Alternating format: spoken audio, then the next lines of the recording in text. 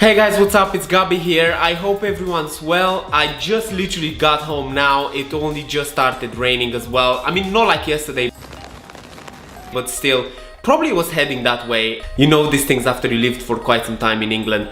Anyway, it was a pretty interesting day. Like, this guy today flew his drone in and out of a runway in the Gatwick airport, which is like the second largest airport in London, for 18 hours straight. And he froze completely that airport. Everyone was kind of like flying back home for Christmas, but the activity was completely suspended. No flights out, no flights in. All flights that were meant to land there, they were diverted to other airports. Who does that? Like, no joke, who does that? How many batteries did that guy have for his drone anyway? Like, that's just weird. Let's just dive straight into this video. So let's hit that intro and I'll see you in approximately 9 seconds.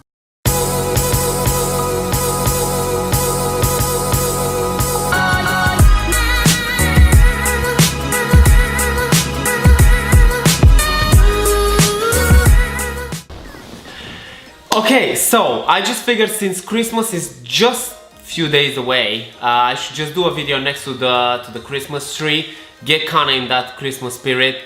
And I also bought some lights finally, which I'm so excited about because I can finally shoot videos during the sort of evening when the light is not that great. But let's just jump straight onto this video because you probably want to be, you know, now is kind of the time when you're kind of off from work and you want to be with your families, have some mulled wine, watch some Home Alone, etc. So 6 hacks that I use all the time, and I mean all the time, to save money on my travels. I'm really excited about this one. So number 1 on my list is be flexible with your flight days.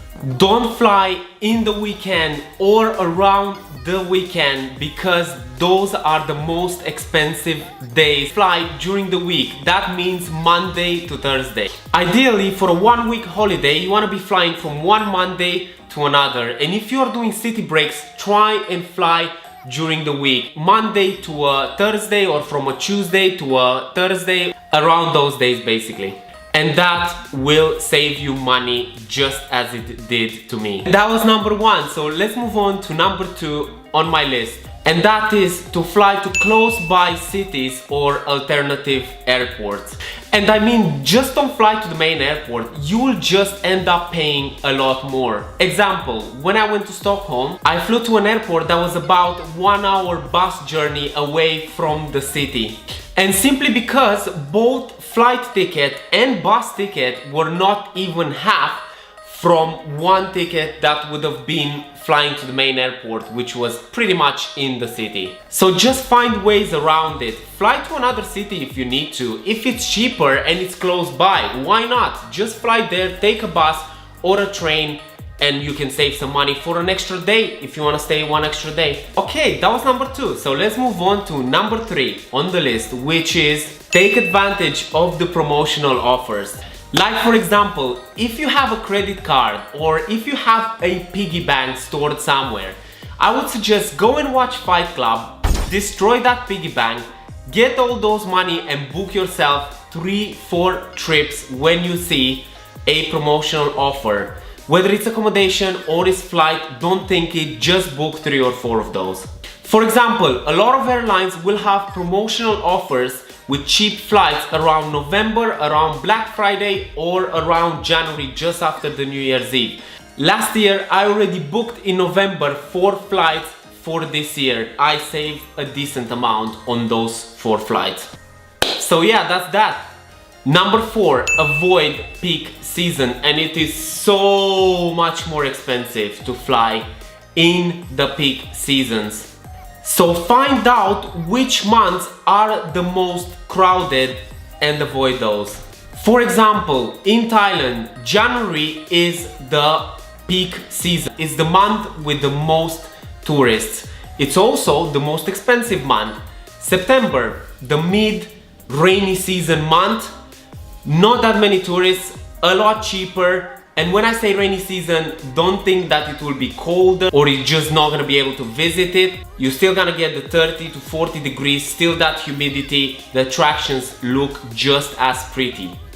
So, if you want to travel far and visit a country that you might be thinking, oh, this is gonna cost me that much, rethink it, avoid peak seasons, be wise of when.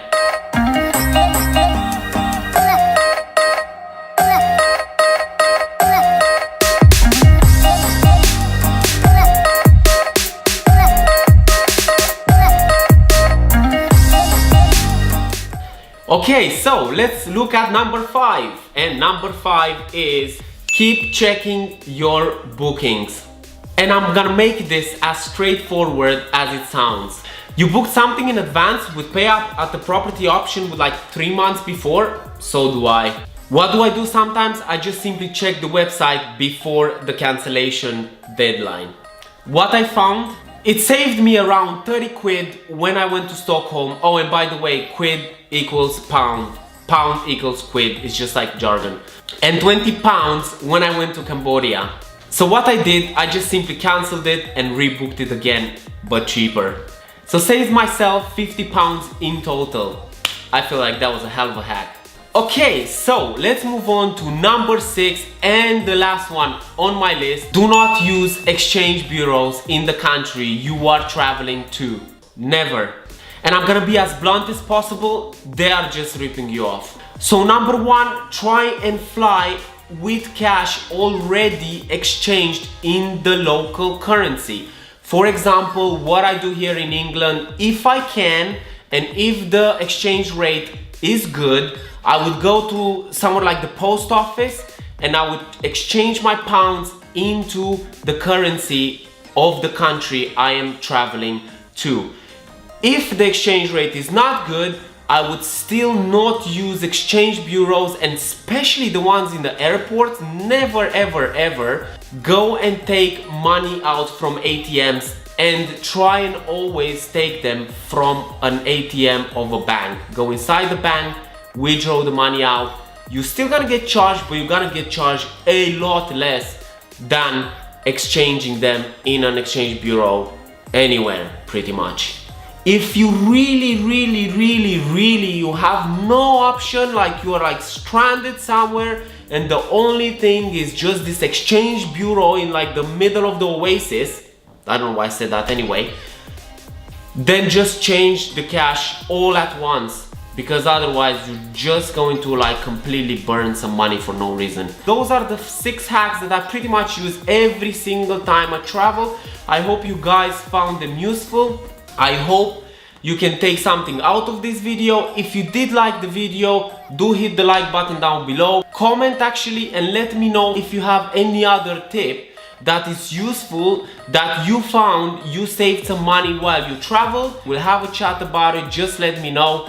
Subscribe if you haven't, don't forget to do that. And yeah, I will see you in my next video, and that will be before Christmas. Oh, yeah, how can I forget that? If you are out there traveling already, or if you planned your next trip, make sure you take those tips on board. And also, make sure you travel with your heart open. Thank you.